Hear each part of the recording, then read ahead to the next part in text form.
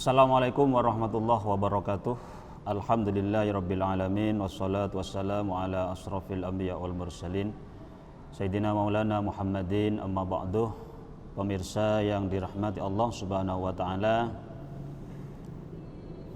khususnya channel YouTube Aswaja Center MWC NU Kecamatan Tumpang yang berbahagia. Alhamdulillah, pada kesempatan kali ini Allah memberikan kesempatan kepada saya untuk sedikit berbagi tentang apa yang nanti semoga bermanfaat, khususnya kepada pemirsa channel YouTube Aswaja Center MWC NU Tumpang.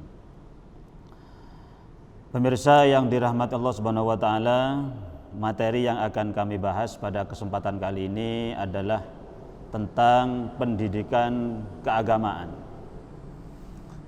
Ketika kita membicarakan pendidikan keagamaan, maka ada beberapa tema yang akan saya bahas. Satu, tentang pendidikan itu sendiri. Yang kedua, tentang keagamaan. Dan yang ketiga, tentang pendidikan keagamaannya. Dan yang keempat, output atau hasil dari pendidikan keagamaan. Pemirsa yang dirahmati Allah Subhanahu wa taala, membicarakan tentang pendidikan. Pendidikan adalah satu pembelajaran ilmu pengetahuan atau transfer ilmu, baik melalui pengajaran ataupun bisa secara otodidak. Ini adalah pengertian dari pendidikan. Pendidikan sendiri mengalami satu pergantian dari masa ke masa, dari metode satu ke metode yang lain. Ini berubah dari satu masa ke masa yang lain. Yang pertama, pendidikan pada masa Nabi ini dibagi menjadi dua bagian. Yang pertama adalah pendidikan yang dikenal dengan istilah Darul Arqam, yaitu satu pembelajaran tentang ilmu yang berpusat di rumahnya sahabat Arqam. Dan yang kedua adalah pendidikan yang berpusat di Masjid Quba, di mana pada masa Nabi ini pendidikan lebih banyak sifatnya halaqah, yaitu perkumpulan-perkumpulan kecil yang di dalamnya hanya melibatkan sebagian kecil dari sahabat. Yang kedua, pendidikan pada zaman masa sahabat, artinya zaman setelah Nabi Muhammad, ini ada perubahan lagi, yaitu dinamakan kutab. Di sini sudah mulai pembelajaran cara membaca, cara menulis. Ini terjadi pada masa pendidikan zaman sahabat. Yang ketiga, pendidikan yang terjadi pada masa Wali Songo. Pendidikan ini dibagi menjadi tiga bagian. Yang pertama yaitu di Pulau Jawa, ini Wali Songo mendirikan satu lembaga pendidikan yang dinamakan pondok pesantren. Sedangkan yang berada di Pulau Minangkabau ini disebut dengan istilah surau, sedangkan yang berada di Maunasa ini identik dengan Aceh. Yang keempat, pendidikan pada masa kerajaan ini sudah tertata rapi. Dan yang kelima adalah pendidikan pada masa setelah kemerdekaan. Artinya dari masa Nabi sampai masa hari ini, pendidikan ini mengalami banyak perubahan. Hingga pada akhirnya, pada hari ini, pada detik ini, kita bisa menikmati pendidikan, baik yang itu sifatnya formal ataupun pendidikan yang sifatnya keagamaan atau biasa disebut dengan istilah diniyah atau madrasah diniyah, madrasah pendidikan yang di dalamnya hanya identik membahas tentang keagamaan. Yang kedua, keagamaan. Agama itu apa? Agama itu adalah satu sistem yang mengatur hubungan antara manusia dengan Tuhan Allah dan yang mengatur hubungan manusia dengan sesama manusia, atau biasa disebut dengan istilah hablum minallah hablum minan nas. Jadi agama secara singkat adalah satu sistem yang mengatur peribadahan manusia dengan Allah dan satu sistem yang mengatur antara hubungan manusia dengan sesama manusia, atau biasa disebut dengan istilah sosial kemasyarakatan. Manusia, kalau kita membicarakan masalah agama, ini dibagi menjadi dua bagian. Satu, ada manusia yang beragama atau religius. Manusia yang beragama adalah manusia yang menentukan, yang meyakini tentang adanya Tuhan, tentang adanya zat yang harus disembah.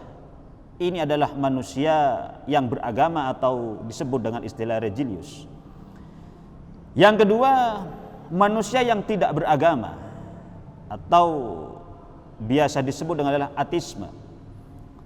Jadi kalau boleh sedikit saya terangkan, ya, ada satu keprihatinan ketika ada seseorang yang orang ini tidak memeluk agama, orang ini tidak mempunyai keyakinan tentang adanya Tuhan, orang ini tidak mempunyai keyakinan tentang adanya zat yang mengatur seluruh isi alam ini. Maka bagi saya, ketika ada seseorang yang di dalam dirinya sudah tidak mempunyai keyakinan tentang adanya Tuhan, maka ini kalau boleh saya katakan, maaf yang sebelumnya, ini orang sudah berada dalam kebodohan yang teramat sangat, karena di dalam dirinya tidak ada sistem yang mengatur tentang peribadahan dan tidak ada sistem yang mengatur tentang hubungan dengan sesama manusia, yang itu bisa didapatkan di dalam hal keagamaan atau orang yang meyakini satu agama tertentu. Yang kedua, ketika membicarakan keagamaan, maka kita harus mengetahui tentang proses seseorang untuk memulai beragama, untuk menjadi pemeluk agama yang baik, untuk menjadi orang yang beragama yang taat. Ada 3 proses. Yang pertama adalah dari orang tua. Orang tua ini memberikan peranan yang teramat penting di dalam kehidupan beragama anak-anaknya. Maka di dalam satu pemahaman yang pernah saya kaji, tugas orang tua ini dibagi menjadi 3. 1, menanamkan nilai keagamaan. 3, memenuhi kebutuhan setiap hari.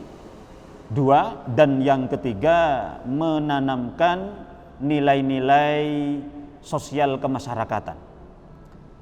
Yang kedua, seseorang bisa terbentuk kepribadian yang beragama yang taat adalah faktor guru, ustadz atau kiai.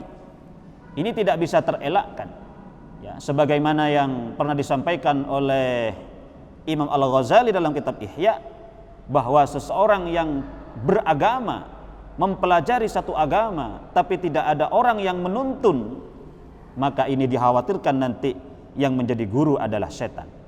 Akhir-akhir ini setan ini tidak menjelma, setan ini tidak tampak, tapi banyak akhir-akhir ini orang yang lebih dekat kepada mesin pencari, tapi dia menjauh dari kiai, dari ustadz atau dari ulama yang sejatinya bisa membimbing dalam hal keagamaan menjadi lebih baik.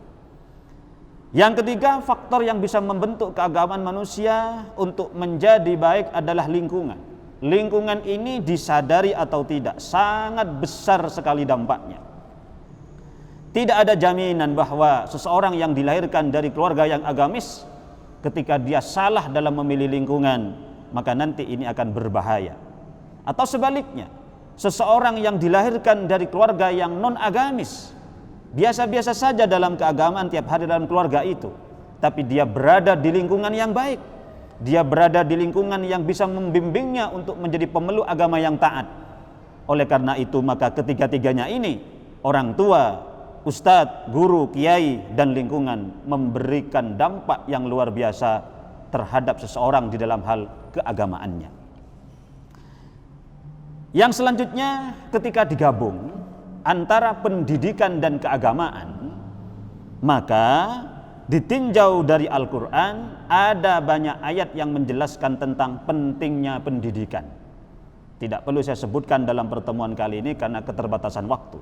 Ada banyak ayat yang di dalamnya Allah memerintahkan untuk kita menjadi manusia yang pintar, manusia yang berilmu.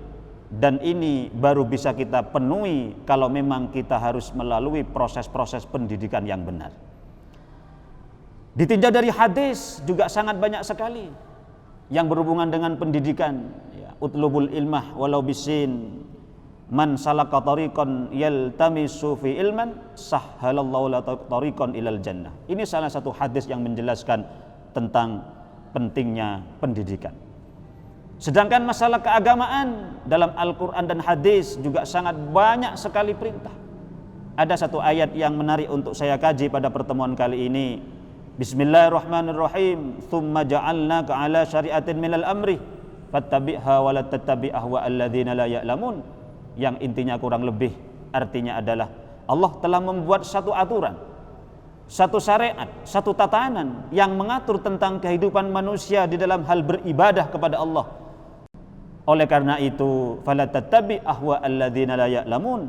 Kita tidak diperkenankan, Nabi Muhammad tidak diperbolehkan untuk mengikuti satu tatanan syariat yang tidak bisa dipertanggungjawabkan kebenarannya.